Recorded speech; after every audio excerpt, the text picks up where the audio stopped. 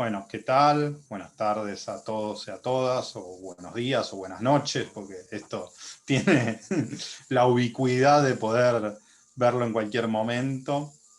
Tengo el gran gusto de estar con Bárbara Ohanian y Mercedes de Pino para tener esta clase especial de la materia Estado y Derecho de la carrera de Ciencia Política de la Facultad de Ciencias Sociales. Mi nombre es Nicolás D'Alorso y, como saben, estamos en esta materia de Estado y Derecho revisitando algunos momentos de la administración pública.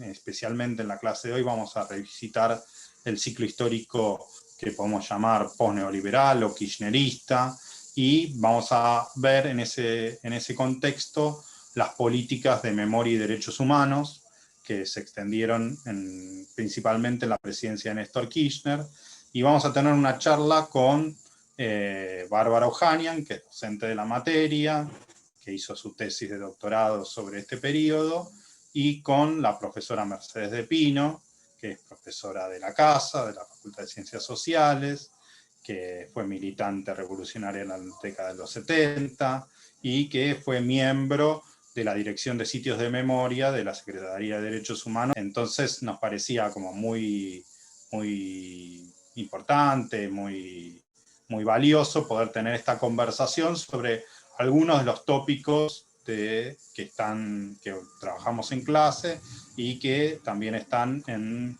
el material que tienen los y las estudiantes para leer, que son fragmentos de la tesis de Bárbara Ohanian. Entonces, para comenzar, digamos, nos ubicamos en el periodo que se inicia con la asunción de Néstor Kirchner en el año 2003, ¿sí?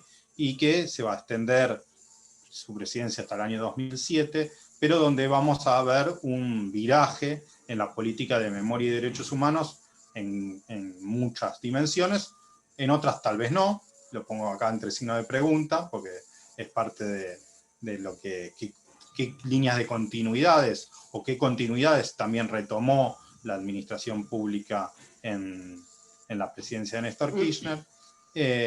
Pero bueno, para comenzar quería como poner un disparador, digamos, para conversar, que es que la administración pública, específicamente de la política de memoria y derechos humanos en este periodo, con la decisión de Néstor Kirchner de ponerlo en el centro de su agenda política, incorporó a militantes de la década del 70 en la gestión pública, ¿no? Y esto generó controversias, roces, armonía. Bueno, me gustaría si querés, Mercedes, comenzar a ver qué reflexión tenés sobre este punto y empezar un diálogo con Bárbara. Hola, ¿qué tal? Buenas tardes a todos, todas, todes. Qué momento empezar yo. Bueno, yo no sé de dónde se plantea este debate, la verdad, ¿no? Porque, a ver, me parece que cuando Néstor Kirchner designa a Eduardo Luis Duhalde como secretario de Derechos Humanos de su gobierno, en realidad tuvo creo que el mayor acierto que podía tener, porque puso un personaje que por un lado era reconocido en su trayectoria militante y profesional. Recuerden, Eduardo Luis Duhalde fue abogado de presos políticos en la década del 70, además formaba parte de grupos políticos con Ortega Peña, con Mario Hernández, con el grupo de abogados que en esa época estaban vinculados a las organizaciones armadas, también a la guerrilla, y tenía la ventaja de ser un hombre reconocido en los organismos de derechos humanos, pero a su vez no pertenecer a ninguno específicamente. Y esto le dio la posibilidad a conformar una secretaría que estaba por encima de las disputas internas de los distintos organismos de derechos humanos de la época. Además, Eduardo Luis, durante su exilio en España, había conformado la CADU, la Comisión Argentina de Derechos Humanos, y fue fundamental no solo para trabajar los distintos relatos de sobrevivientes de los campos de concentración y de los que estábamos en el exilio, sino que fue conformando teóricamente una doctrina que tenía que ver con la idea de la nueva metodología de terrorismo de Estado en la Argentina, ¿no? En su libro que se llama El Estado terrorista en Argentina. Y ahí, y acá voy a hacer una mención que me parece que es fundamental, fue de los primeros que cuando estábamos en el exilio recibió a algunas, sobre todo mujeres, sobrevivientes de los campos de concentración. Me parece que es importante decir que cuando estos sobrevivientes llegaron a Europa, a México y a Venezuela, fundamentalmente, eran vistos con cierto resquemor por los que estábamos ahí, porque no entendíamos qué habían hecho para sobrevivir, ¿no? Y esto fue duro, muy duro para los que estábamos ahí, por la desconfianza que nos generaban, y fue muy duro también para aquellos que llegaban sobreviviendo de campos de concentración y que sentían que no había una buena recepción, ¿no? Estoy hablando de Lila Pastoriza, estoy hablando de Graciela D'Aleo, estoy hablando de la Kika Osatinski, a ver, figuras además muy importantes de la militancia de los 70 que de repente aparecían ahí. Esto, digo, si quieren después lo desarrollamos, no era solo mezquindad de los que vivíamos afuera, sino porque había habido experiencias complicadas de algunos que habían estado afuera, que habían ido a hacer trabajo directo para las Fuerzas Armadas en el exilio, ¿no? Ni hablar la presencia de Astiz en Francia, donde yo estuve exilada, pero bueno, por ahí me estoy yendo por las ramas. Céntrenme, si me voy mucho, no, vuélvanme al eje. Y ahí Eduardo Luis, a partir de los testimonios, sobre todo de la Kika Osatinski, de Lila Pastoriza, de Graciela D'Aleo, de La Cabra y otras compañeras, construyó un concepto que a mí me parece fundamental, que después Bárbara inclusive lo retoma, pero en boca de Pilar Calveiro y del profesor Feirestein, de esta idea de la nueva metodología de los campos, de los centros clandestinos de detención de la dictadura, de esta idea del ocultar mostrando, que por ahí después lo podemos desarrollar, ¿no? Y que fue crucial no solo para describir cómo funcionaba el terror en la Argentina y los métodos nuevos adquiridos fundamentalmente de lo que fue la lucha de resistencia de los argelinos frente a lo que era la lucha contrainsurgente planteada por los franceses, sino que lo que hace es construir el relato y construir los distintos, fue construyendo desde los testimonios una temática y conceptos que después fueron muy útiles cuando se iniciaron los juicios en la Argentina, ¿no? Todo el mecanismo que se desarrolló a lo largo de todo el país. No sé si contesté a la pregunta del lugar de los militantes, pero en todo caso, si uno ve, el lugar que ocupó Eduardo Luis, cuando se crea el Archivo Nacional de la Memoria, el primero que está a cargo del Archivo Nacional de la Memoria es Ramón Torres Molina, un compañero, uno de los fundadores y miembros de la FAP, de las Fuerzas Armadas Peronistas, que fue un preso político y que estuvo a cargo del archivo en el inicio, y nada, hay otro nombre, Judith Said, que fue la que construyó la Red Federal de Sitios de Memoria, todos militantes de los 70. Entonces, a mí me parece que no era necesario describir quiénes eran, porque de por sí los que construyeron esa nueva secretaría, porque la secretaría ya venía de antes, eran todos militantes de los 70, pero ninguno pertenecía directamente a un organismo de derechos humanos. Por ejemplo, en el caso de Judith Said, que Bárbara la pone como que formaba parte de la asociación de ex detenidos desaparecidos, Judith nunca formó parte de esa asociación. Sí colaboró mucho porque venía colaborando mucho en la construcción de la memoria y en la construcción de todo el trabajo que hicieron los ex detenidos, de aportar datos y buscar y demás para los juicios, ¿no? Y ahí sí Judith estuvo muy vinculada, además por una cuestión de vinculación afectiva también con muchas de ellos y ellas, pero me parece que ese fue un acierto muy importante, poner referentes importantes, pero no directamente vinculados a los organismos.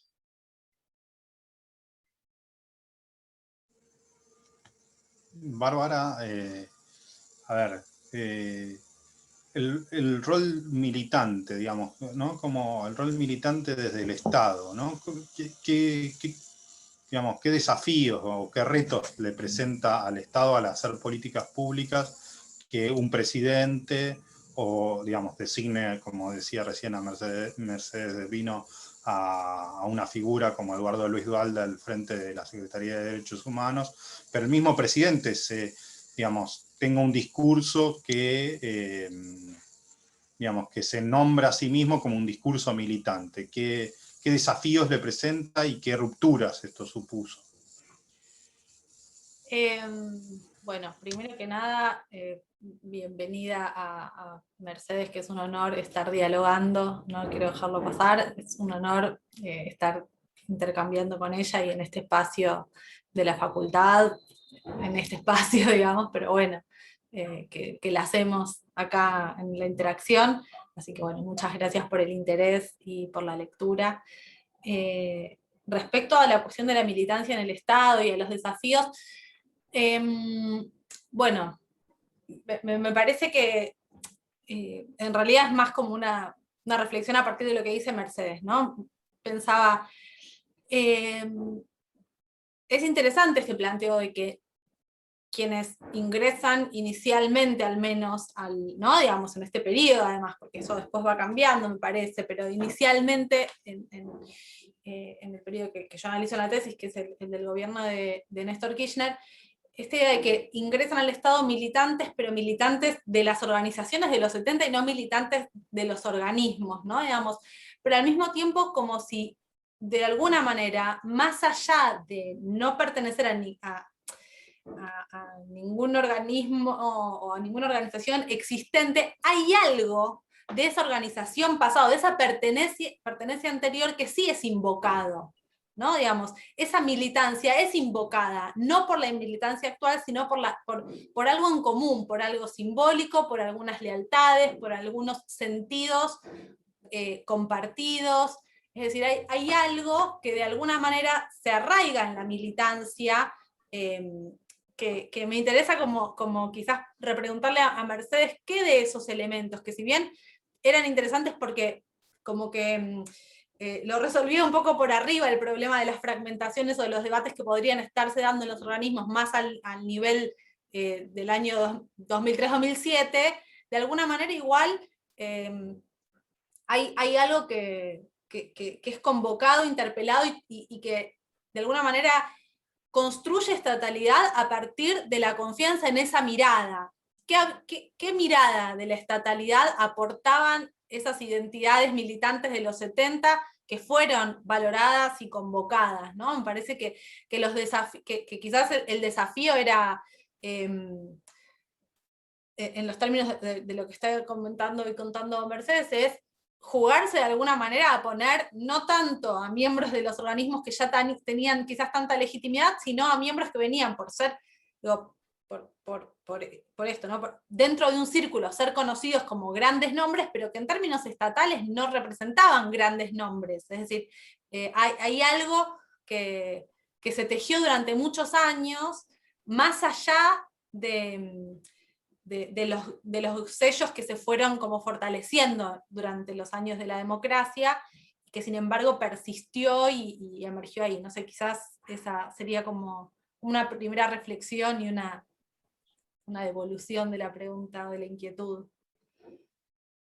A ver si lo puedo poner de algún modo, sería qué visión del Estado o qué visión le aportaron los militantes de los 70 al Estado, a una nueva visión de Estado.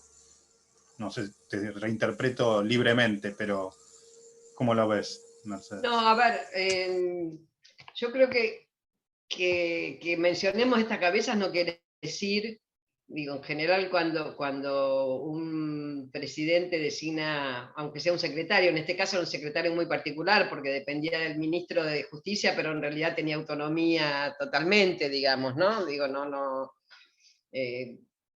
un secretario lleva a sus colaboradores inmediatos. Que nosotros mencionemos estas figuras no quiere decir que no hubiera gente de los organismos trabajando trabajando en la estructura del Estado, no para nada eso.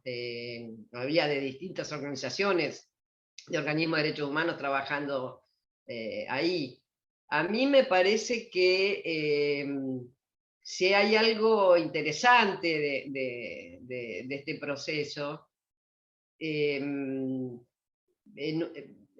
que las figuras que representaban esta nueva política de derechos humanos, por un lado tenían una cuestión de que no venían a hacer una cosa fundacional. Vieron, en la Argentina todos permanentemente creemos que uno está construyendo fundaciones, ¿no? La piedra angular de algo. Y en realidad me parece que la Secretaría mostraba como una síntesis y una perpetuación del trabajo que se venía haciendo en derechos humanos desde los distintos sectores. Es decir, cuando se habla del relato de cómo la Secretaría se fue constituyendo a partir de, por ejemplo, el Archivo Nacional de la Memoria y toda la cantidad de documentación que tenía memoria abierta, en las entrevistas que nos habían hecho memoria abierta a los militantes de los 70, a las madres, a las abuelas, bueno, todo ese trabajo infinito que había hecho memoria abierta, los distintos aportes, por ejemplo, la Asociación de Detenidos Desaparecidos como base fundamental para construcción de las querellas en los juicios. Es decir, me parece que Eduardo Luis, pero por ponerlo en la cabeza de él, era como la síntesis de la continuación de todo este trabajo que se venía haciendo históricamente, ¿no? La Secretaría no se conformó como algo fundacional, sino que lo que recoge y continúa y se nutre es de todo este trabajo que se venía haciendo desde los organismos de derechos humanos, sobre todo además que veníamos de época de impunidad, ¿no? de lo que había obturado la ley de obediencia a vida, punto final, el indulto, etcétera, etcétera. Entonces, me parece que desde ahí se recoge, y esta me parece que es la solidez de la visión de Eduardo Luis al armar la Secretaría. También es cierto, digo, que hay cuestiones que por el perfil de los que condujeron la Secretaría en ese momento, hubo problemáticas de derechos humanos del presente que no se llevaron adelante, digo, porque había como una deuda tan fuerte respecto a las políticas de impunidad, que estuvo muy perfilada para una determinada manera de llevar adelante la Secretaría de Derechos Humanos, y quizás no tuvo en cuenta otras problemáticas de derechos humanos del presente, ¿no? Digo, y esto por ahí fue una ausencia de esa política. No sé si te estoy contestando, Bárbara, o no, a tu reflexión, ¿no? Pero, a ver, cualquier persona o militante comprometido con una problemática y con una línea clara de llevar una política pública, me parece que rápidamente el compromiso hace que uno pueda llevar adelante una política de Estado, ¿no?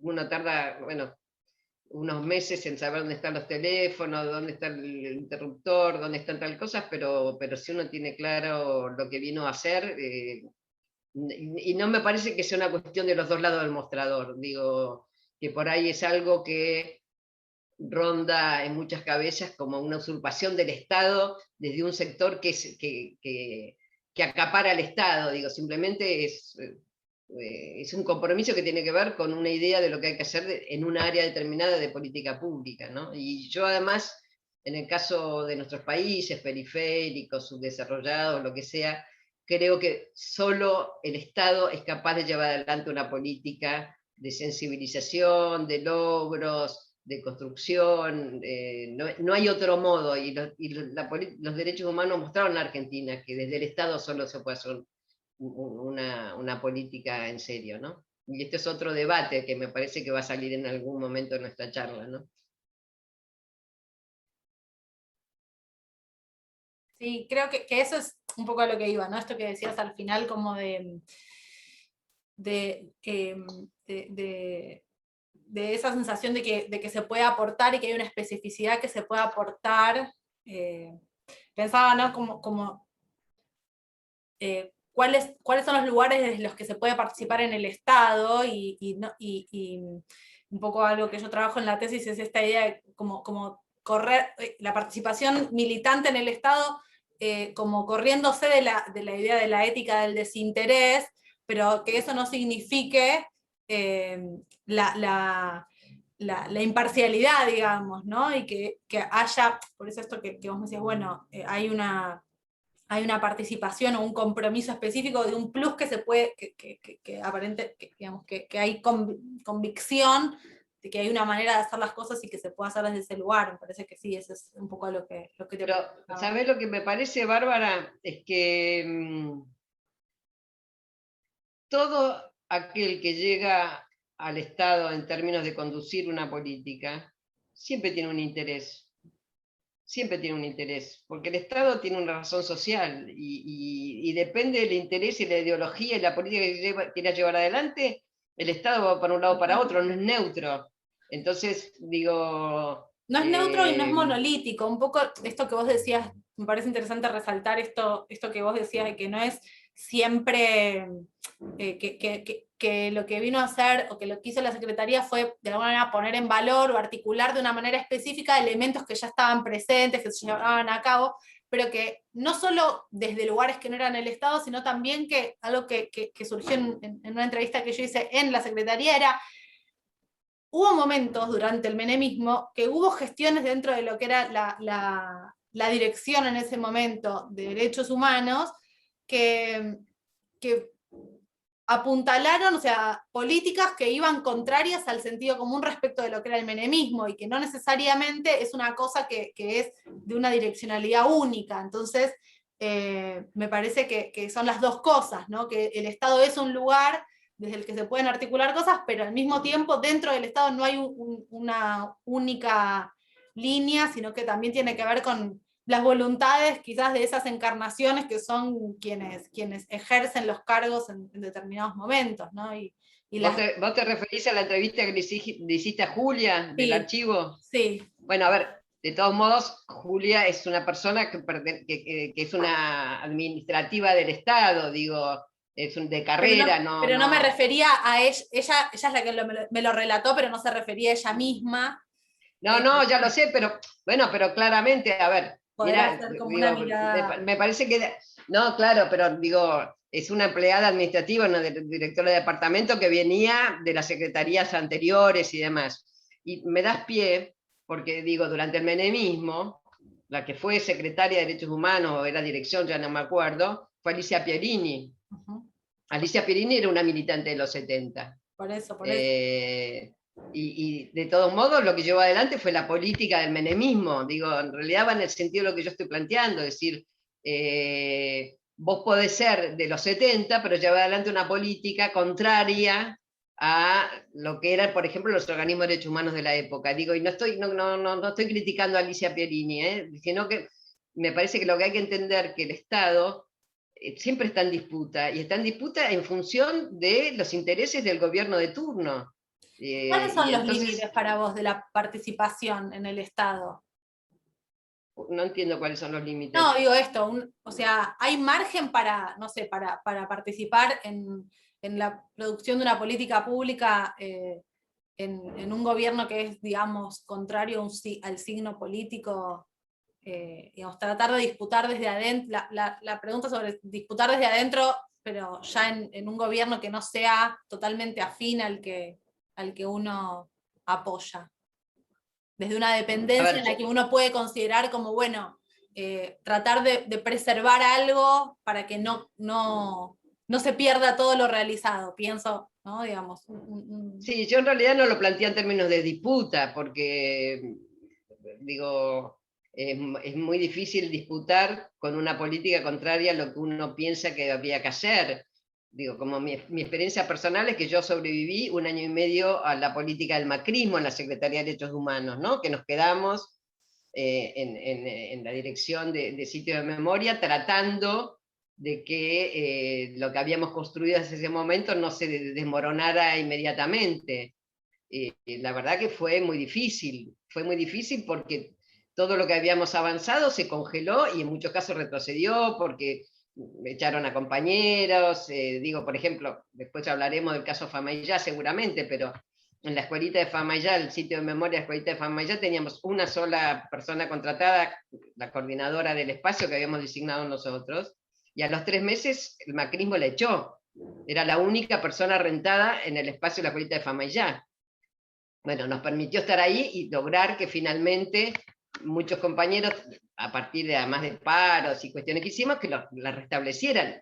Lo mismo pasó con Anita Pecoraro, que es la coordinadora del Faro de Mar del Plata, del sitio de memoria, lo mismo pasó con la gente de Mendoza. Digo, ahí dimos una disputa de pelea y logramos que además se cerraba el sitio, eran las únicas rentadas para sostener un sitio, digamos, ¿no?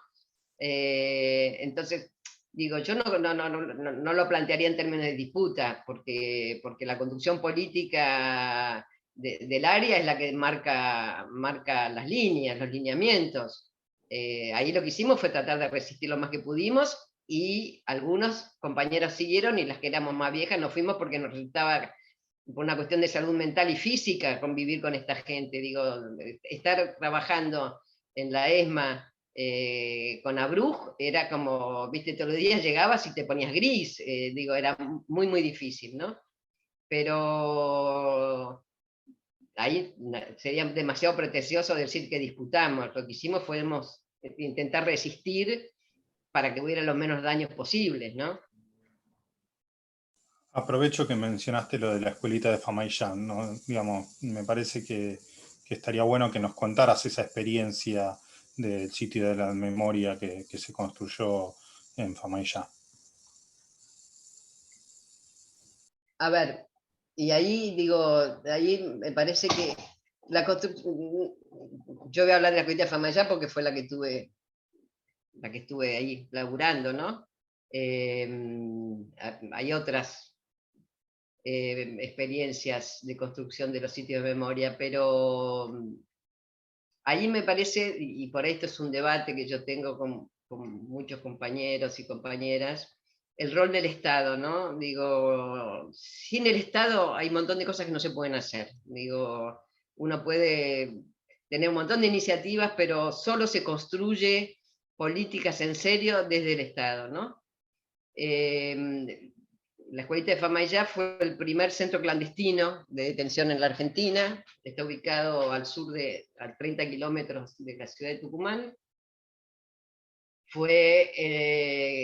Empezó a funcionar en marzo, abril del 75, pleno gobierno de Isabel Perón, con lo cual hay que hacerse cargo desde el peronismo, los que somos peronistas, lo que significaba que el primer centro clandestino sea durante el gobierno de Isabel, después del lanzamiento del operativo Independencia en enero-febrero en los Montes Tucumanos.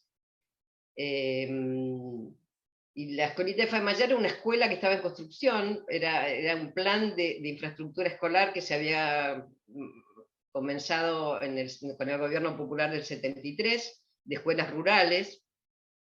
Para la época estaba sin terminar, y entonces se inició ahí el operativo Independencia con la base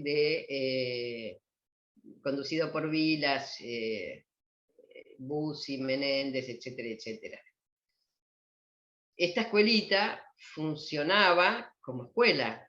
Cuando nosotros empezamos, digo, yo en esa época no estaba en la secretaría, pero cuando se empezó a trabajar la recuperación de eso, digo, para que se den una idea, Tucumán fue una provincia que además fue electo Bussi gobernador en plena democracia, ¿no? Y las compañeras y compañeros de derechos humanos de Tucumán iban todos los 24 de marzo a Famaillá, y lo que hacían eran talleres de sensibilización en la plaza pública, en la plaza central de Famaillá, un poco para contar lo que pasaba ahí, con el rechazo que había en Tucumán de escuchar lo que pasaba ahí. Época Bussi gobernador, uno de los responsables de la represión en Tucumán. Cuando Judith se hace cargo de la Red Federal de Sitios, empieza a trabajar la idea de recuperar esa escuela que además tenía 3 turnos: mañana primaria, a la tarde secundaria y a la noche formación docente. Digo, era una escuela de formación docente y de profesores, o sea que estaba absolutamente ocupada. Los chicos, inclusive hijos y nietos de compañeras y compañeros que habían estado secuestrados en la escuelita de Famaillá, pasaron su primaria y su secundaria y tenían clases en donde había sido la sala de torturas. Digo, esta es la experiencia de la escuelita de Famaillá, y seguía funcionando de ese modo. Intentar construir ahí un sitio de memoria implicaba un desplazamiento de 3 ciclos lectivos: primaria, secundaria y profesorado y magisterio. Y ahí es donde se empieza a trabajar con el Ministerio de Educación, la Secretaría de Derechos Humanos y el Ministerio de Justicia, para empezar a ver cómo se hacía para recuperar ese lugar. Lo primero que se tuvo que hacer es un acuerdo con el Ministerio de Educación de construir un nuevo edificio, porque no había dónde llevar a esta gente que seguía ahí trabajando como si nada, pero a su vez con el mito este de que nadie hablaba de lo que había pasado, pero todo el mundo tenía alguna idea de lo que había pasado. Y todo el mundo tenía una idea de lo que había pasado, que se transformaba en mitos populares, como por ejemplo, que a la tardecita las chicas que iban al profesorado no se animaban a ir solas a los baños, porque no querían cerrar la puerta porque escuchaban ruidos. O, por ejemplo, a la noche cuando se iban, escuchaban como ruidos de cadenas en el pavimento. Entonces lo que hacían las directoras de la escuelita de Famaillá, cada tanto llevaban un cura que bendecía el lugar, digo, no estoy inventando nada, bendecían el lugar para sacar las almas que habían quedado, digo, a ese nivel de demencia, ¿no? Bueno, y entonces, ¿qué hubo que hacer? Construir una nueva escuela. Digo, a ver, si el Estado no existe en términos de una política pública, eso era imposible, digo, era imposible. Se construyó la escuela, se puso, digo, en la época, me acuerdo que no me acuerdo si era, creo que ya era Gileoni el ministro de Educación, se construyó una escuela. La resistencia igual a mudarse de ese lugar, que era un horror, porque además era un horror como estaba el edificio, los baños y las almas que circulaban, digo, esta idea de que se sacaban fotos y de repente aparecía un alma atrás en fotos que aparecía, digo, una cosa. Bueno, se construyó esa escuela, ahí se mudó la primaria, se construyó otra escuela, ahí se construyó la secundaria, y el profesor de magisterio no se querían ir. Y de hecho, además fue una locura, terminaron tomando el edificio cuando ya estábamos conviviendo de algún modo en el espacio, habíamos tomado la parte que era, la escuelita de Famaillá tiene 3 construcciones diferentes, digamos, una la original, donde había sido el centro clandestino, después otra un poco más moderna y después una última. Y entonces al principio convivíamos con el profesorado y demás, y terminaron tomando, mira, casi casi mi historia de vida, porque tomaron 45 días el predio, como a mí la tomaron cuando fui secretaria de gestión de nuestra honorable facultad, y no había modo de que se fueran, digo, pero además loco, digo, por ejemplo, los sectores, los militantes de izquierda del Partido Obrero y demás de Tucumán, resistiendo la mudanza de la escuelita. Había edificios nuevos, muchísimo mejores, pero era, bueno, una cosa muy loca.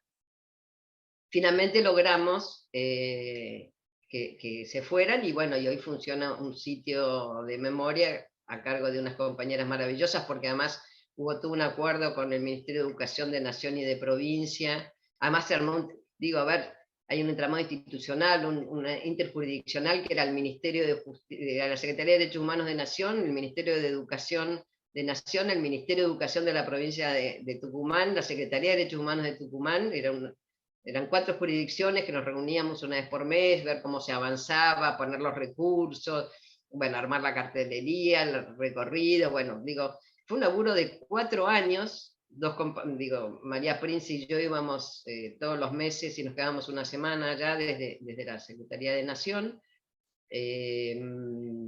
y otro compañero iba por el Ministerio de Educación de Nación, y así se pudo finalmente desalojar todo y que hoy sea un sitio de memoria, y hoy además es una referencia de un centro educativo en derechos humanos que se creó en la Escuelita de Famaillá el año pasado, ¿no? No sé si hay alguna duda más sobre eso. Hermosa, hermosa experiencia, porque cuenta un poco también lo que Bárbara cuenta de la importancia en la política pública de Néstor Kirchner de esta visibilización de los centros clandestinos de detención, ¿no? Como uno de los indicadores, ¿no, Bárbara, de esta política.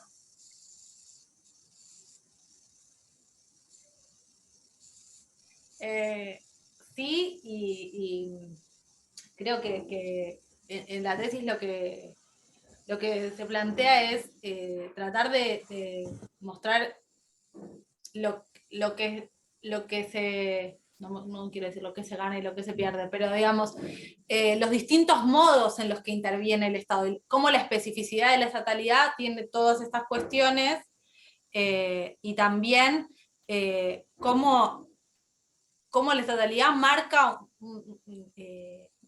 marca jerarquía sobre qué es lo que tiene que pasar en cada lugar, y demarca valores, demarca lo que tiene que quedar y lo que transitoriamente o no, no merece ser resaltado o queda marginal justamente porque la especificidad, como lo trabajamos en clase también, digamos, porque la especificidad del Estado es, de alguna manera, es poder invocar la universalidad de eso, ¿no? Digamos, abrir, habilitar más, menos espacios de disputa, voces diversas, según el signo político y la voluntad política de cada momento, pero que hay algo específico del Estado que es decir, esto es, ¿no? Digamos, decir esto es.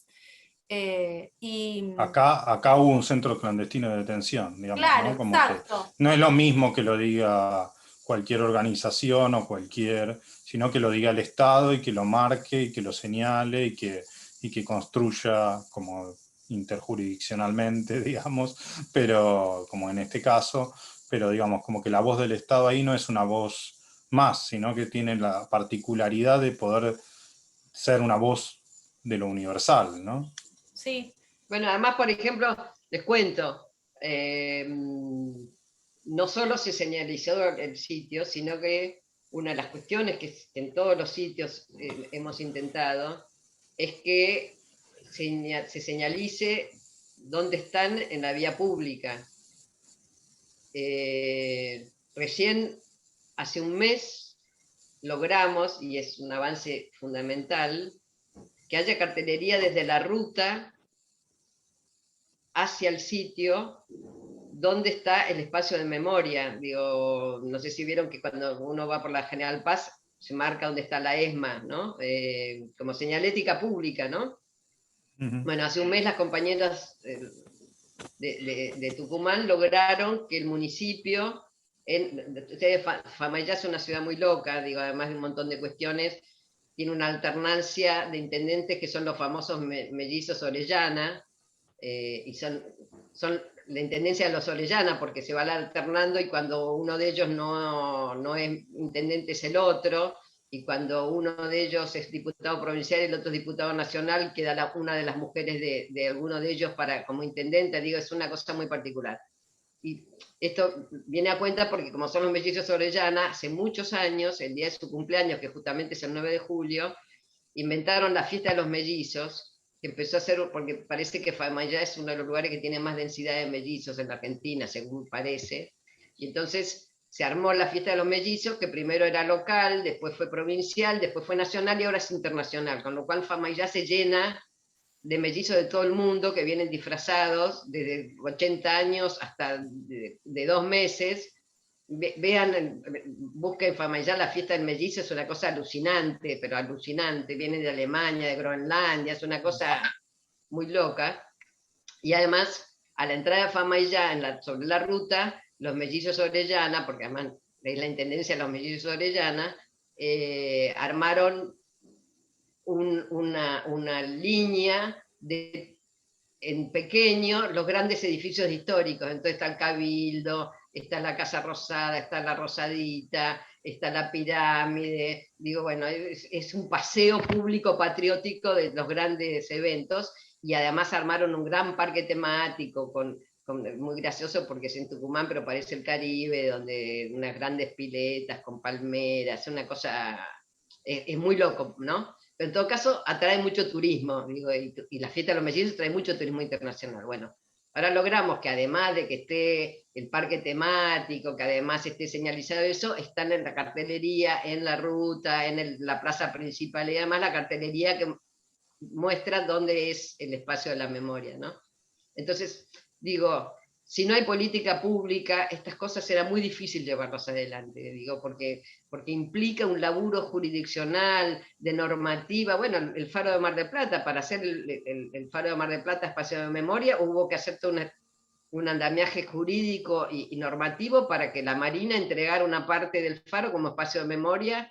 O sea que el Ministerio de Defensa tuvo que interactuar con la Secretaría de Derechos Humanos para ceder parte de ese terreno, que además sigue conviviendo con parte de una institución del Ministerio de Defensa y de la Marina que está ahí en el Faro de Mar del Plata. Digo, y ahí uno ve en todos los lugares, bueno, cuando fue la Perla, ¿no? Que hubo que ceder al espacio de la memoria de la Perla, jurisdicción que era del ejército. Digo, es muy difícil pensar una política consolidada, permanente, que quede más allá de los gobiernos, porque esta solidez le permite que, a pesar de que haya pasado 4 años el macrismo y que haya sido muy debilitado, igual ya estaba en pie, digamos, ¿no? Entonces, digo, de otro modo no hubiese podido existir esta memoria colectiva instalada ya como algo permanente en nuestra sociedad, ¿no? Contame, Mercedes, digamos, ¿cuál es la diferencia un poco que hubo en la construcción de estos sitios de memoria o de señalamiento, digamos, de los sitios de la memoria con la situación de la ESMA, ¿no? Y todo el debate de museificación, ¿no? A ver, yo igual estoy acaparando totalmente. Bárbara, te pido por favor que me ayudes, porque a mí no me gusta que me traten como una especie de bronce, esto del honor de estar con vos, no, digo,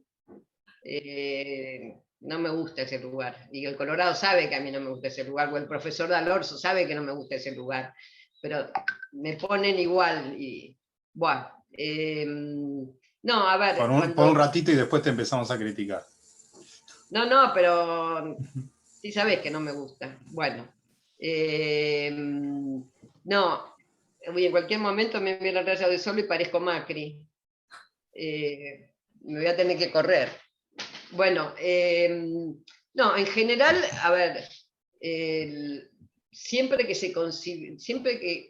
se pensó, yo igual quiero decirles, yo igual a la Secretaría de Derechos Humanos llegué mucho más tarde, yo no estuve durante el periodo de Néstor, digo, esto va a ver que yo llegué más tarde, pero desde la Red Federal de Sitios siempre se concibió recuperar esos espacios para poder hacer un recorrido que tuviera que ver con recuperar el horror que implicaron esos espacios, ¿no?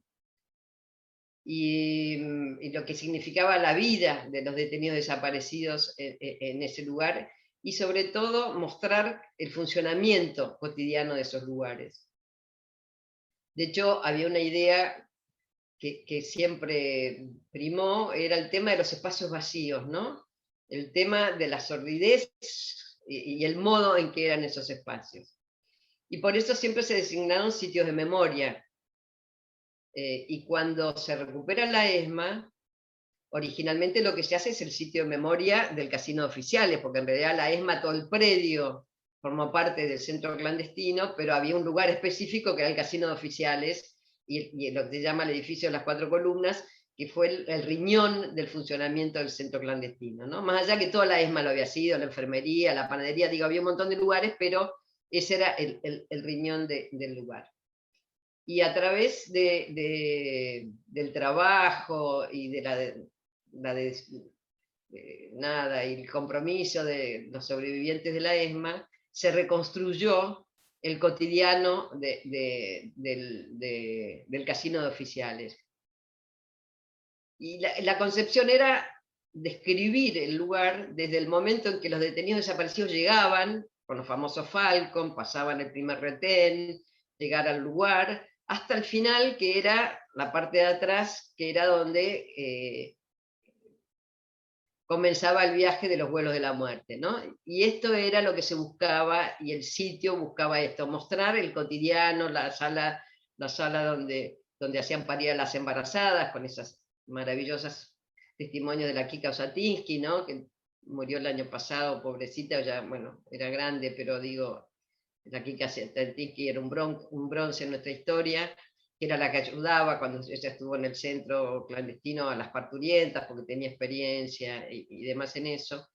Entonces cada lugar era un lugar como vacío, pero con testimonios de las sobrevivientes que narraban qué había pasado en ese lugar, ¿no?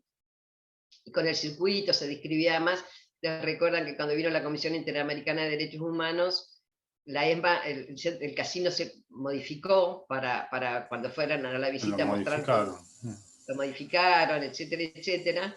Eso, igual, hago un paréntesis digo, en el 79, ¿no? Viene la Comisión Interamericana de Derechos Humanos y ¿no? la Junta le da como paso a esa visita como de control y se modifica todo el casino oficial, es así, ¿no? modifica el casino y los detenidos desaparecidos que estaban en la ESMA los llevaron a una isla en el No, Tigre, isla en el Tigre, ¿no? de la iglesia, y que justamente se llamaba El Silencio, ¿no? La isla, digo, todo muy simbólico. Pero en todo caso, bueno, el sitio de memoria lo que mostraba era el recorrido, inclusive el trabajo esclavo, Capuchita, digo, fue un laburo inmenso de investigación de todas las compañeras que trabajaban ahí en el momento, de los primeros guías que se nombraron ahí, de horas de testimonios y de armado y cuidado con la cartelería, digo, bueno, eso es lo que se intenta en los sitios de memoria, demostrar el cotidiano de esos lugares, ¿no? Y esta cosa del vacío también, ¿no? Demostrar las paredes hablan, ¿no? Y de hecho en la ESMA las paredes hablan a tal punto que en algunos lugares, en trabajo que hicieron los compañeros de antropólogos y arqueólogos y demás, encontraron cosas escritas como teléfonos para anunciar, que parece que era un teléfono que una de las monjas francesas que habían estado ahí detenidas habían puesto, que era el lugar donde ellas vivían, en Morón, creo, Castelar, por ahí. Las paredes hablan, esta idea, ¿no? En Famayá también se encontraron manchas en el trabajo de recuperación, etcétera, etcétera. Y en un momento determinado, vaya a saber por qué, y las que somos del 70 somos expertas en derrotas y desdichas, se empezó a plantear que la ESMA entrara dentro de la red de museos de la UNESCO, y para eso había que adaptarla como museo, y se empezó ese trabajo. No sé si ustedes fueron a la ESMA antes y después, al casino de oficiales, y lo visitaron, pero una cosa es el casino, sitio de memoria, y otra cosa es el museo, que en realidad está lleno de material, de cartelería, digo, se modificó el recorrido de Capucha y Capuchita, digo, nada, se transformó en otra cosa que es un museo.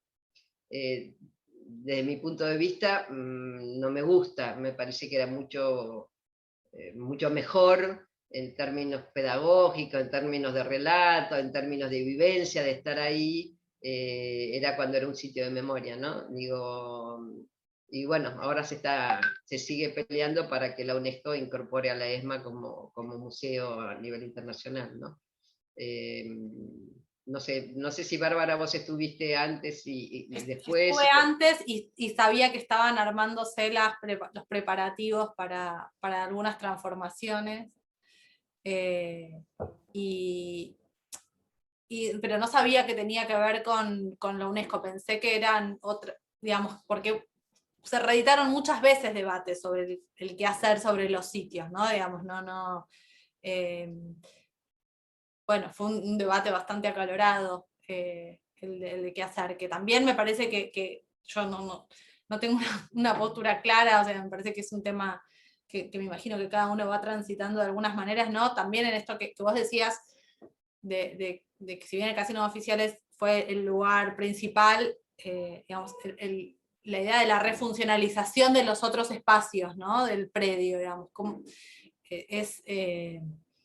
sea, siempre me generó como bastante conflicto interno, sin resolver, ¿no? Digamos, sobre todo en esta idea de volver a volver cotidiano, pero de otra manera, algo que puede llevar también o no a una banalización, digamos, cuáles son los modos de habitar esos lugares, sin que... Ahora, también puede ser una banalización con un proyecto museográfico que lo banalice, digamos, ¿no? Hay muchas formas de hacer, en que se pueden pasar cosas con los espacios, pero bueno, por un lado, no sé me imagino que tiene que ver con algún tipo de uniformación o de que ingresar a la red de los museos de la UNESCO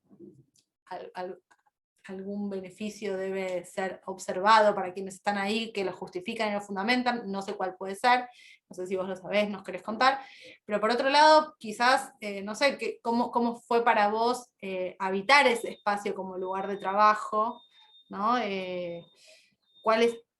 Cómo se convierte o no se convierte en un lugar en el que después uno se olvida que está ahí. Hay lugares sagrados, hay lugares que no, hay un límite de cosas que se pueden hacer en ciertos espacios y otras que no. No sé cuál es tu posición, tu experiencia.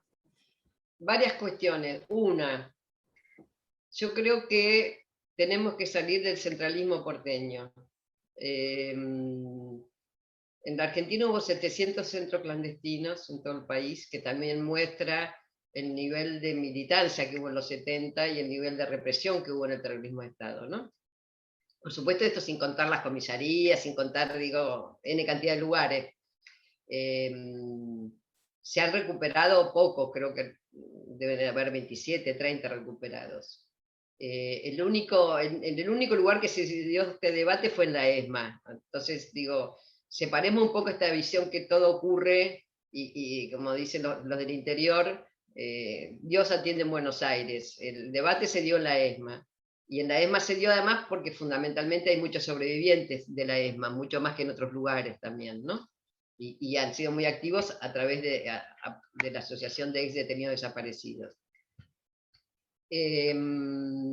Yo tengo ahí como un punto intermedio, ¿no? de lo que planteaba la asociación. Yo en ese momento igual no estaba involucrada. Yo cuando volví del exilio estuve en el Servicio Paso Justicia hasta el año 89 y después me fui a trabajar a otro lugar y no estuve más en un organismo, no pertenecí más a ningún organismo de derechos humanos, ¿no? Parte de ese debate yo lo viví de lejos, digamos, por proximidad, con compañeras y demás, pero no formé parte del debate. El debate ese se dio en la ESMA, pero no tenía que ver con museos y museo no en su momento, sino tenía que ver qué hacer con todo ese predio. Las que tenían la posición más radical, digamos, era la Asociación de Ex Detenidos Desaparecidos, que decía, cosa que yo comparto, la ESMA es todo fue un centro clandestino, no se puede tocar y solo tiene que ser tocado, digamos, o puesto en valor los lugares específicos, pero todo el resto del predio tiene que quedar vacío. Yo ahí no estoy de acuerdo, no coincido. Es más, yo creo que la Secretaría de Derechos Humanos desde el inicio tendría que haber ido a un edificio de la ESMA. De hecho fue tremendo porque el 15 de diciembre del 2015, no, 17 de diciembre no puede ser, noviembre tenía que haber sido. En noviembre, nosotros estábamos inaugurando, sí, en noviembre, creo que el 10 de noviembre, estábamos inaugurando el espacio de la memoria de la Escuelita de Famaillá, ya definitivo para ya todo arregladito y todos evacuados, y Cristina Fernández de Kirchner estaba inaugurando el edificio de la Secretaría de Derechos Humanos en la ESMA y el 10 de diciembre asumía Macri. O sea que maravilloso. Creamos la Secretaría en la ESMA cuando nos quedaban muy pocos días de gobierno. Eso permitió que Abruj y el macrismo se instalara en la ESMA y hiciera lo que hizo por otro lado también. Yo creo que estuvo bien planteado el asunto de los edificios emblemáticos, sean edificios de uso, de no uso de la administración, y creo que el resto de los edificios estuvo bien, que estuviera ahí el Archivo Nacional de la Memoria, que en la panadería se instalara toda la parte documental, que es una cosa impresionante, que hacia algún día vayan a visitar lo que es ese lugar de documentación, porque es increíble lo que se hizo. Me parece que además dejar esa cantidad de edificios vacíos no tenía ningún sentido. Y nada, por ahí suena muy loco lo que voy a decir, ¿no? Pero trabajar en la ESMA era seguir trabajando con la historia de uno, en términos de seguir ahí cerca de los compañeros que estuvieron ahí, ¿no? Digo, uno ni banaliza, ni ritualiza, ni tiene la sensación de peso llegar. Digo, yo el peso lo tenía cuando llegó el macrismo y tenía que llegar ahí todos los días con ellos instalados, ¿no? Pero uno era consciente de dónde estaba y estaba bien que estuviéramos ahí. Estaba bien. Digo, cuando se recupera la ESMA, a muchos de los que habíamos militado en los 70, y sobre todo en mi caso, que éramos de la columna norte, donde la mayoría de los que fueron ahí eran de Capital y de columna norte, teníamos muchos nombres y muchos compañeros que estuvieron ahí, y muchos seres muy queridos. Y fue muy loco, ¿no? Porque cuando se hizo el acto con Kirchner, Ibarra y qué sé yo, al principio no nos dejaban entrar.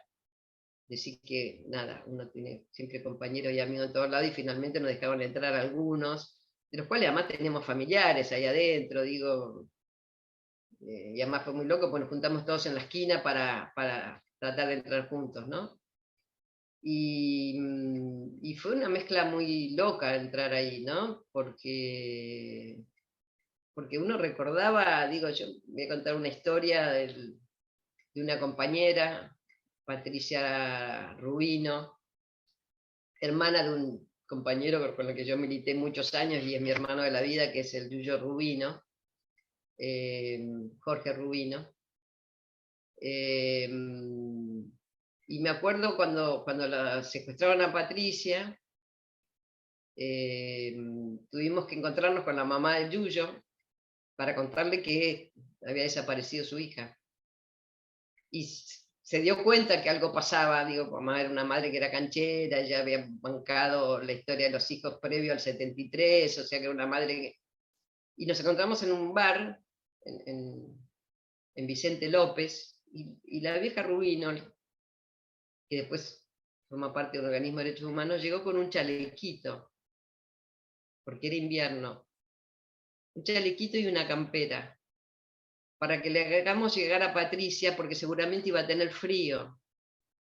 Y nosotros sabíamos que no teníamos modo de hacérsela llegar, digo que ya sabíamos cómo venía la mano en pleno 76 de que ya no aparecía nadie, pero la vieja estaba convencida que era como antes, que ponían la comisaría unos días, después qué sé yo, y su preocupación era que no tuviera frío. Y yo me acuerdo que cuando entramos con el Yuyo a la ESMA, entramos juntos ese día, yo me acordé del chalequito, ¿entendés? Y la campera. Y la sensación que tuve, bueno, ahora estamos acá otra vez. No se preocupen, recuperamos esto. Y esto nos permite denunciar lo que pasó, y esto nos permite que se entienda, y esto permite demostrar lo que fue el terrorismo de Estado en la Argentina, ¿no? Y también, y esto es, por ahí es algo muy loco, ¿no? Pero recuperar la historia, recuperar los sitios de memoria, recuperar la historia de los desaparecidos, pero la historia de militancia política, de lo que implicó en los 70 tratar de disputar el poder en la Argentina. Yo creo que no lo pudimos disputar, por lo menos lo discutimos el poder en la Argentina, ¿no? La derrota fue tal que no disputamos, hoy lo vemos con el tiempo, ¿no? Pero en su momento nada, estábamos en los 60, 70, ¿no? En el momento de la revolución, digo, y llegar a esos lugares era volver a estar. Yo llegué a Tucumán, yo durante varios años en la organización fui responsable de la UE de Zona Norte, y yo llegué a Tucumán y a la escuelita de Famaillá, y me encontré con el Barbeta Slemenson, compañero responsable nacional de la UES, compañero de Capital, pero responsable nacional de la UES, que fue a una cita en Tucumán y cayó ahí y nunca más apareció, ¿no? El Barbeta Slemenson. Y yo llegué ahí y me lo encontré otra vez, ¿entendés? Digo, es un modo de volver a estar cerca y de decir, acá estamos, y ustedes no, obviamente no están, no estoy loca, pero no están, pero ahora están presentes otra vez, y están presentes con la recuperación de la historia y con las tarjetas que se hacen de los desaparecidos contando la historia y con el relato. Digo, es como muy reparador, y en ese sentido estar ahí es muy reparador, porque estamos y porque finalmente logramos algunas cuestiones, y lograr políticas públicas de memoria, verdad y justicia no es poca cosa, no es menor. Y les digo, atravesamos el macrismo y no lo pudieron parar. Y sí lo pudo parar el Menemato, y bueno, Alfonsín es otra historia. Yo Alfonsín entiendo mucho más parte de lo que le pasó en la política de derechos humanos, ¿no? Pero bueno, me callo, ya. No te calles, pues está buenísimo. Te iba a preguntar de la memoria y de esto, digamos, de alguna manera, como reencuentro con esos compañeros que habían caído, de los afectos, ¿no? De las pérdidas tempranas y de estos habitar estos espacios y de las ausencias de la memoria, ¿no? Porque la memoria, digamos, la política de memoria como política de derechos humanos, digamos, también instaura, digamos, una nueva memoria oficial, digamos, que es contraria a la desmemoria y a la desmemoria del menemato, si querés, digamos, ¿no? A ese olvido, ¿no? O contraria al intento de reconciliación nacional, ¿no? Y a tantos intentos negacionistas que hubieron antes y que hubieron después también, ¿no? Digamos, ahora esa memoria oficial obviamente puso en otro lugar, a mi criterio, a los organismos de derechos humanos, ¿no? Una revalorización de las abuelas y de las madres. También hubo una revalorización de organizaciones como Hijos, ¿no? Ahora, el rol de ustedes, digamos, ¿no? De los militantes, de los sobrevivientes, de los, digamos, quedó como, a mi criterio, un poco opacada, ¿no? En esa construcción. ¿Qué pensás, Mercedes? Voy a dar una respuesta políticamente incorrecta, pero vos me conocés voy a decir cosas muy incorrectas. Después veremos qué hacemos. Pero, a ver,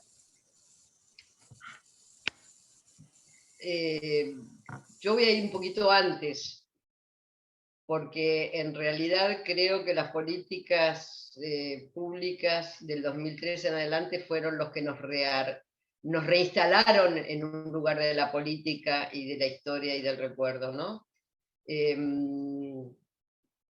Yo creo que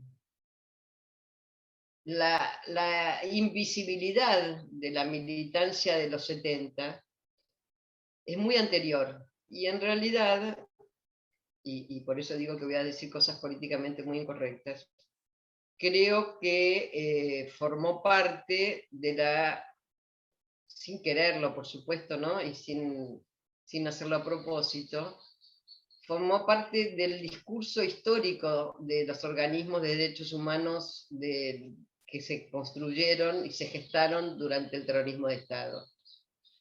¿Qué quiero decir con esto? Previo al 76 había tres organismos, creo que eran tres los organismos, cuatro: la PDH, la Liga, la PDH más vinculada a la socialdemocracia, la Liga Argentina por los Derechos del Hombre más vinculada al Partido Comunista, estaba el Servicio Paz y Justicia, vinculado a Adolfo y a la cosa del cristianismo social de América Latina, y había otro que ya ni me acuerdo, no sé, Bárbara, si vos te acordás. Y después en realidad aparecen Los organismos vinculados... ¿Eh? ¿El MED? El MED, pero me parece que el MED se construye posteriormente, ¿eh? Pero en todo caso eran organismos que no estaban vinculados al drama que estaba viviendo la Argentina. Producto, bueno, de lo que ya sabemos, de la desaparición, etcétera, etcétera, es que se empiezan a conformar los organismos vinculados a las víctimas, los organismos vinculados a la cuestión familiar. Y básicamente abuelas, madres...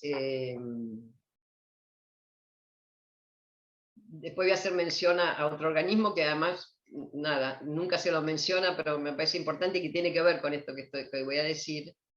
Esos organismos en realidad, por autosubsistencia, por no correr riesgos, por la historia que tenían los militantes de los 70 con sus núcleos familiares, también en muchos casos y demás, negaban la militancia política de sus hijos. Si uno escucha el discurso de las madres, de abuelas y demás, eran... O no habían hecho nada, o eran nada pibes sensibles que iban a alfabetizar las villas, que iban a colaborar, que iban a hacer apoyo escolar. Digo, había una licuación de la historia militante de sus hijos. Y digo en muchos casos porque además no tenían vínculo con sus hijos. Digo, la ruptura con las familias de los militantes de los 70 fue muy fuerte en muchos casos, ¿no?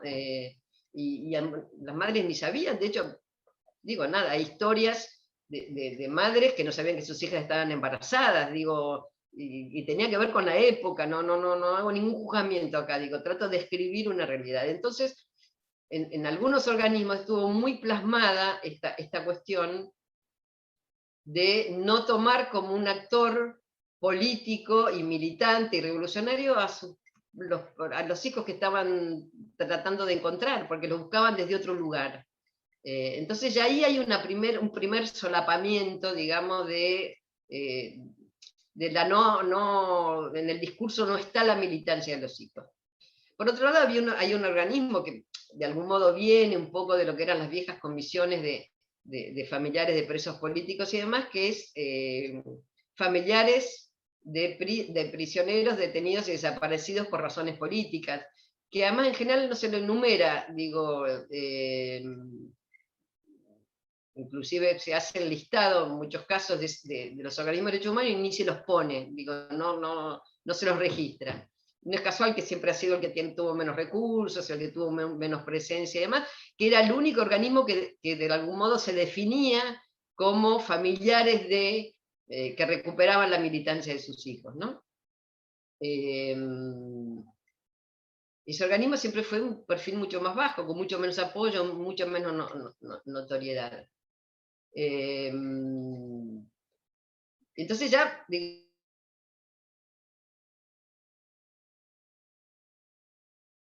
en mi caso, de los jefes de la organización a la que yo pertenecía, etcétera, etcétera, fue muy difícil recuperar y reivindicar esto. Después vino el menemato, que clausuró absolutamente, pero para que se den una idea, cuando con Coco Blaustein nos ponemos a trabajar para hacer Cazadores de Utopías, pleno 90, principio de los 90, y bueno, digo, esa es otra historia, pero digo que lo menciono por esto, cuando yo armé todo el argumento de la película y los perfiles para entrevistar, para que fuera bien federal, para que hubiera militancia en los distintos frentes de masas, para que hubiera distintos discursos, la verdad que hubo muchos compañeros que en su momento no querían hablar. Y no hablaron, no fue fácil encontrar muchos compañeros y compañeras que en los 90 hablaran públicamente de su historia militante. Bueno, para un ejemplo, ¿no? La única compañera sobreviviente de campo de concentración que habló fue Graciela D'Aleo, que además rechazó el indulto de Menem y se tuvo que volver a exiliar y se fue a Montevideo. Muchos compañeros que habían estado en centros clandestinos no querían hablar. Y no hablaron muchos militantes a los que tratamos de entrevistar y demás, y compañeros y amigos, pero no se querían exponer en esa época. Entonces hubo todo un proceso que se dio en Argentina, donde el tema de la militancia en los 70, y sobre todo los que estábamos vinculados a la lucha armada, era muy difícil volver a ponerlos en valor.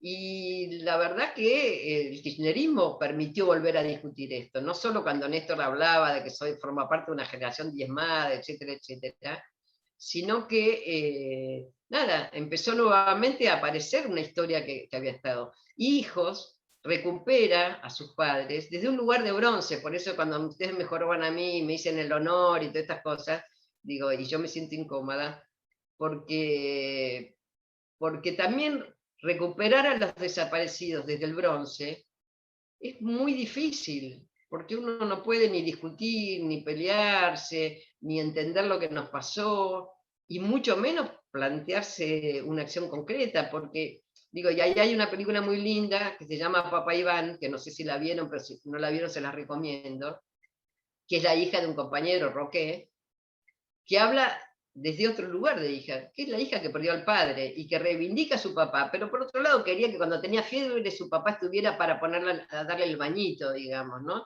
Y que reconoce que su papá era bárbaro porque peleaba por los niños del África y de la América Latina, pero ella quería que su papá estuviera con ella, ¿no? Y que peleara por ella. Digo, y esto es muy lindo, es un lugar que además es una película que pasó muy desapercibida acá, porque rompe parte de una mitología que los que somos sobrevivientes no queremos que se construya ni queremos construir. Porque además fuimos muy felices cuando quisimos, apostamos siempre a la vida y creo que hay que recuperar desde ahí la militancia. Y creo que en parte hay agrupaciones políticas que hoy la reivindican desde otro lugar también, ¿no? Hay un montón de cosas, ¿no? De lo que decís, ¿no? Pero una de las cosas que conversamos muchas veces con Bárbara es la relación entre familia y militancia, ¿no? Y de lazos familiares y militancia, ¿no? Y mismo, como de alguna manera, hasta las pruebas de ADN, como de alguna manera también, bueno, pusieron en otra dimensión de los vínculos afectivos, los vínculos de solidaridad, de lealtad, etcétera, que se generan, ¿no? A un índice de abuelazgo, digamos, con todo lo valorable de eso, ¿no? Pero recentrar por ahí en la idea de una familia, digamos, una cantidad de experiencias militantes mucho más extensas y mucho más complejas, ¿no? Pongo como una pastillita, digamos, de un desprendimiento de que podría darse de lo que vos planteabas, Mercedes. Sí, a mí me parece que, bueno, además lo que esto de la cuestión de cómo los familiares, no, se van a preguntarse por qué lo familiar resulta de alguna manera más cómodo para relacionarse con ese pasado, ¿no? ¿Qué brinda el discurso de lo familiar, que quizás el discurso de lo militante y de la derrota, o de esto de animarse a discutirle a una generación que puso el cuerpo de una manera que después, no sé si se volvió a poner de la misma manera, el discurso de la familia que busca, y digamos, es mucho más completo, ¿no? Digamos, es menos conflictivo en algún punto, es más fácil de generar una empatía y al mismo tiempo una cierta genización, como me puedo poner en el lugar, pero pobre el otro que le pasó, desde un lugar como más binario, por decirlo de alguna manera. En cambio, lo otro, no sé, pienso que, como es lo político, ¿no? Tomar una postura política obliga a un compromiso y a una pregunta mucho más profunda también respecto a cómo uno se para o cómo se hubiera parado sobre ciertos conflictos, y hacer preguntas que probablemente sean más incómodas. Y al mismo tiempo me parece que sale el tiro por la culata, por decirlo mal y pronto, en el sentido de que al reificar esas familias o al idealizar esas familias, al mismo tiempo termina como quizás obturando ver que después esos reencuentros, ¿no? Cuando se busca como idealizar esas familias que se reencuentran, ¿no? Esas memorias que se construyen desde ahí, también generan relatos como no reales, o que no permiten, no sé si no reales, qué sé yo que es real, pero digo, que no habilitan discursos que se salgan de la norma del final feliz, ¿no? Digamos, como si hubiera algo una necesidad de que cada reencuentro, de que esas familias o de que esos recuerdos sobre los hijos que iban a ayudar a la villa y qué sé yo, no tienen, no tienen como eso, como un conflicto o por dónde entrarle, y que cuesta, ¿no? Digo, y eso también me parece que me trae como una reflexión, y también preguntarte a vos qué opinás sobre quiénes son los que están autorizados a hablar, ¿no? Si antes te preguntaba, te comentaba sobre qué lugares de lo sagrado o de lo que me imagino ya lo que me vas a responder, ¿no? Pero digo, lo planteo igual, en relación con la ESMA, con los sitios, y vos me señalabas que esto pasa específicamente con la ESMA, pero pues, ¿cuáles son los límites de lo sagrado y lo profano, y cuándo se banaliza, o cuáles son los modos de habitar? ¿Cuáles serían los modos, no? Digamos, bueno, acá, esto, papá Iván, vos decís, bueno, es la hija diciendo, me hubiera querido que mi papá hiciera algo, pero ¿qué otras figuras que no tenemos desde, de alguna manera, la autorización de mi papá era militante, desde qué lugares le discutimos a los militantes de los 70, ¿no? Digamos, y me parece que de ahí también surge la cosa heroica o del bronce, porque es desde un lugar de admiración, en el sentido de que quizás uno no sabe cómo se hubiera posicionado en ese lugar, o de la militancia que y al mismo tiempo la admiración genera como una vara muy alta. Cuando uno milita en otros espacios parece que nunca va a alcanzar ese grado de entrega que suponía la entrega de la militancia en los 70. Entonces, ¿cuáles son los roles habilitados para dar esos debates? ¿Cuáles son las voces que también podrían dar esos debates? Mi experiencia, y un poco lo que relato en la tesis, tiene que ver con que la experiencia del 2001 y las asambleas para mí fue un espacio también muy, muy porteño quizás, o digamos algo que se habilitó y que fue muy de la mano con ese inicio. Las asambleas en los barrios reencontraron en un espacio de diálogo, me parece, o habilitaron un puente para que eso sucediera, ¿no? Para un intercambio con militantes que hasta ese momento o no pertenecían a organizaciones, o habían tenido como unas experiencias políticas menos grandilocuentes, y entonces aparecían de vuelta en las asambleas, y se daban esos diálogos con los más jóvenes que empezábamos a militar, y pudimos como nutrirnos de ahí, de unas experiencias como más de primera mano. Pero al mismo tiempo era difícil también, o sí se discutía, pero se discutía sobre la política del momento y no sobre el pasado, como que sobre las opciones políticas o sobre los grandes temas. Me parece que hay una construcción que es difícil de poner en debate, porque sea por la admiración o por el respeto, no hay, creo, canales todavía, quizás son tiempos que haga falta que pasen, hay todavía una temporalidad más que es necesario atravesar. Creo que cuando eso se empezaba a habilitar, también el macrismo llevó a un repliegue, ¿no? Y a decir sobre, bueno, cuando hubo que salir masivamente a rechazar el 2x1, me parece que también ahí qué debates se pueden dar, hasta dónde se pueden profundizar. Está siempre el miedo de que no sean reapropiados por las derechas ciertos discursos. Entonces hay como no sé, la pregunta por cuáles son los límites de la amplitud de los debates, quiénes pueden participar, cómo, de qué manera, cómo te imaginas que esos debates se pueden dar. No sé. A ver, yo Antes creo que conteste, digo, a mí me parece como que hay un piso que trajo la política de derechos humanos de Néstor Kirchner, digamos, que era, digamos, clausurar la etapa de la impunidad, ¿no?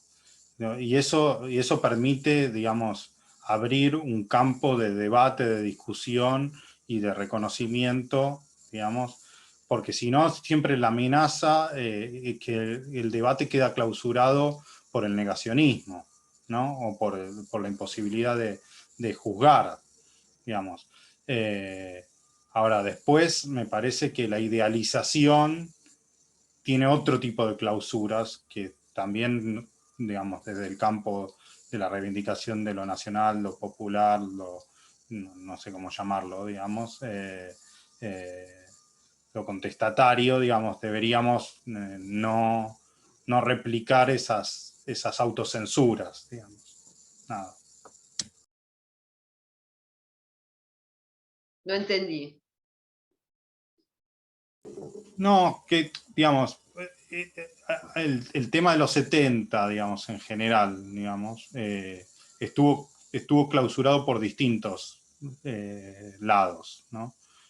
Digamos, una clausura es la clausura que implicó la obediencia de vida, el punto final, el indulto, y, digamos, y la política hasta Néstor Kirchner, la política oficial del Estado argentino hasta Néstor Kirchner, tal vez con la excepción del juicio a las juntas, que para mí es muy valorable, digamos, pero eso implicó un clausurar qué cosas se podían debatir o qué cosas, digamos. Ahora, una vez abierto eso, una vez que se descuelgan los cuadros de Videla y de Viñón en la escuela, en el colegio militar, una vez que se retoman los juicios, una vez que me parece que hubo un proceso también de en algunos sectores de esto, de transformar en bronce, en la admiración, digamos, en que no hay gesto heroico suficiente para poder ni siquiera debatir la política de los 70, que eso empobreció el debate, digamos, que necesitaríamos debatir más los 70 en muchos aspectos y que cierta práctica, no sé si me logro explicar mejor ahora. Sí, a ver, un par de cositas. La primera, yo digo, a ver, yo no pienso que ni abuelas, ni madres, ni a propósito hayan negado la historia de sus hijos. Yo creo que, digo, por un lado las desconocían por el vínculo familiar que había, porque había muchos compañeros que habían roto los lazos familiares por la militancia que tenían y porque los padres no comprendían o por una cuestión, digo, N cantidad de causas. Y por otro lado, porque también era muy difícil en pleno terrorismo de Estado salir a defender la militancia de los hijos. Digo, a ver, a mí me parece razonable que sucediera eso, no estoy haciendo un cuestionamiento, lo que digo que ahí hubo como un solapamiento de los 70. Pero yo creo que, inclusive en la época alfonsina, al que yo reivindico mucho en términos, más allá de la ley de obediencia de vida y punto final, creo que el partido militar y los grupos económicos estaban muy fuertes estabilizando la democracia de Alfonsín, y entiendo la necesidad de la ley de obediencia de vida y punto final. Yo creo que el que obtura esto es el menemismo, con los indultos, con poner a los jefes montoneros al mismo nivel que los jefes militares, y los 90 es lo que obtura, porque además Casal es el peronismo que lo obtura, porque además el peronismo tiene mucha discusión, que ahora trae la película de Isabelita, La casa sin cortinas,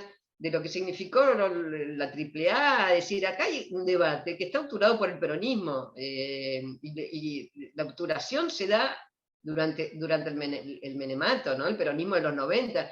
Yo cuando hablo del menemato hablo del peronismo de los 90, hay que hacerse cargo del peronismo de los 90, donde muchos compañeros que habían formado parte de las organizaciones, digo, intentaron, bueno, digo, a ver, Jorge Todesca, Patricia Bullrich, a ver, hay un montón que ahí como se blanquearon con una lavandina que nunca más les tocó, digo, y muchos compañeros nuestros, en el sentido que seguimos reivindicando los 70, estuvieron ahí trabajando en el gobierno de Menem, con las políticas de Menem, que no es política de derechos humanos, con la política que culminó desde el punto de vista económico la política de Martínez Dios de los militares. Digo, la peor herencia que tenemos en la transición democrática es el menemato en términos económicos y sociales de nuestro país, ¿no? Y yo creo que este proceso que se fue construyendo, digo, y por eso hablo de familiares de detenidos desaparecidos por razones políticas, son los únicos que cuando se hacen mesas redondas o actos y demás, nos convocan a hablar. ¿Ustedes vieron en algún acto de madres, abuelas, hijos, algún sobreviviente de un campo de concentración, alguno de nuestra generación del exilio o del exilio, del exilio interno, que tuvieron un montón de compañeros que lo pasaron para la mierda, que se quedaron en el país teniendo la palabra y teniendo la voz? Yo, la verdad, que es algo que nosotros muchas veces nos preguntamos, ¿qué pasa? Y esto por asociación, cuando yo estuve en el exilio, la primera vez que fui a España fue en el año, yo me fui en diciembre del 76 para Francia, no con la idea de quedarme ahí, pero bueno, finalmente me terminé quedando ahí. me fui a Francia porque era el único lugar del mundo donde tenía una persona conocida que me diera una cama, sola en mi alma a los 24 años, y recién cumplidos además. Y al poco tiempo mi hermana con su marido y su hija se instaló en España, y la fui de visita, y llegué a Barcelona y vi estaba en plena, se había muerto Franco, estaba el destape español y qué sé yo, y vi un cartel, una pintada en una pared de Barcelona, de un grupo anarquista que decía, abuelos, espérennos que volvimos, ¿no? Abuelos, espérennos que volvimos, era que dejaba en el medio una generación, que era la generación que se había armado con el franquismo, que eran sus propios padres, ¿no? Y que no hacían referencia a ellos, hacían referencia a sus abuelos como historia de lucha, etcétera, etcétera.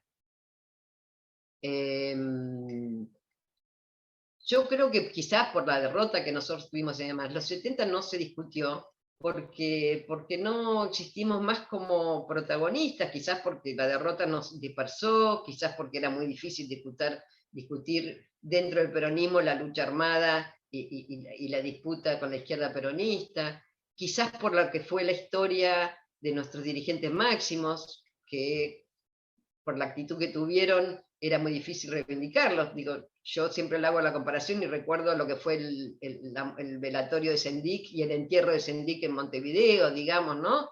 Totalmente reconocido, más allá de mucha gente uruguaya que no participó de la guerrilla, nada, pero era un líder reconocido por la dignidad de un luchador latinoamericano.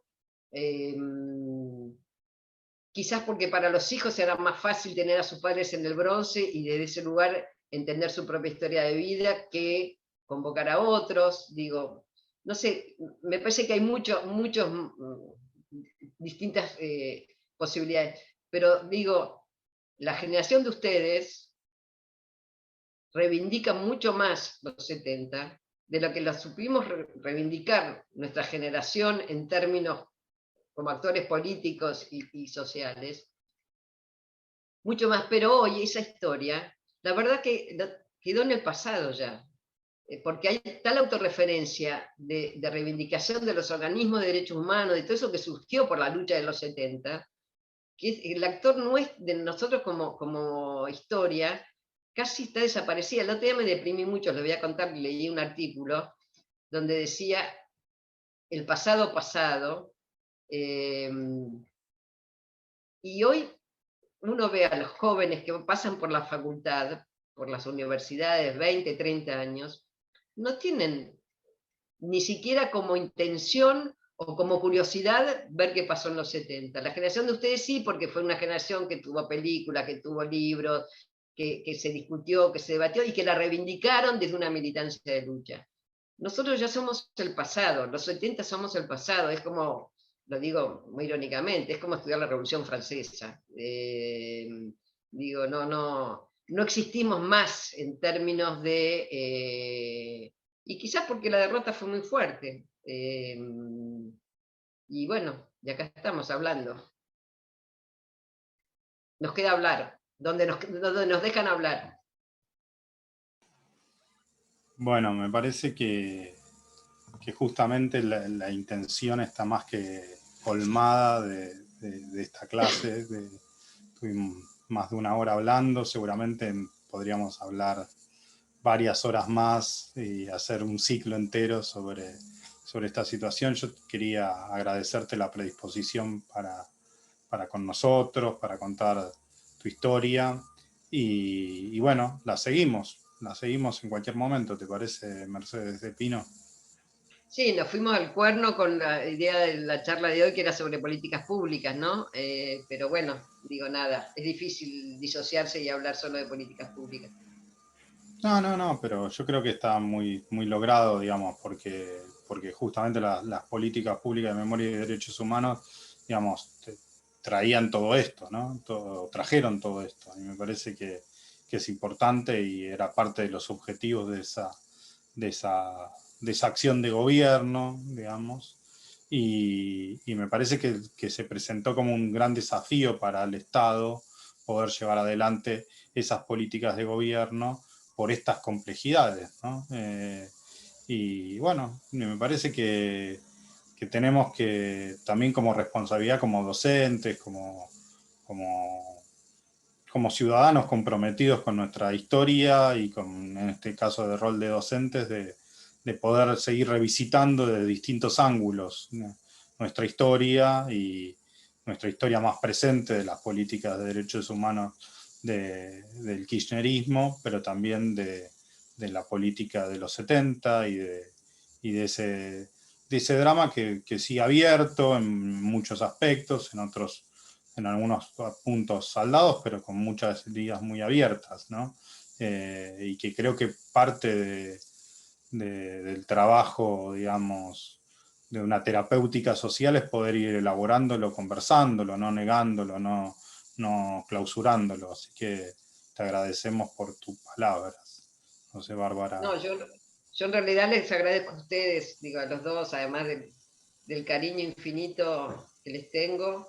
Les agradezco que me llamen. Les acabo de decir una cosa muy melancólica, nostálgica, que somos el pasado, así que ustedes me convoquen, te imaginan la alegría que me dan. Pero... muestra nada. que para nosotros sos el presente. Sí.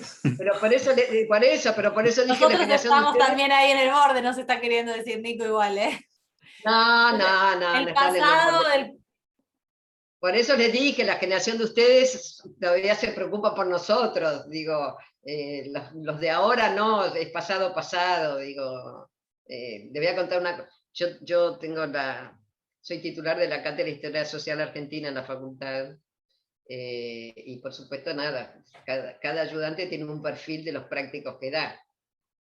Y hay uno que durante los 70, por supuesto, se ocupa mucho de hablar, deja el contexto latinoamericano, internacional, que yo, y habla de los grupos armados, y que sé yo. Yo siempre me enojo con él, porque le digo, bueno, es mucho más, los 60 son los hippies, los 60 son el movimiento de los negros en Estados Unidos. Digo, le trato de decir, bueno, a ver, no.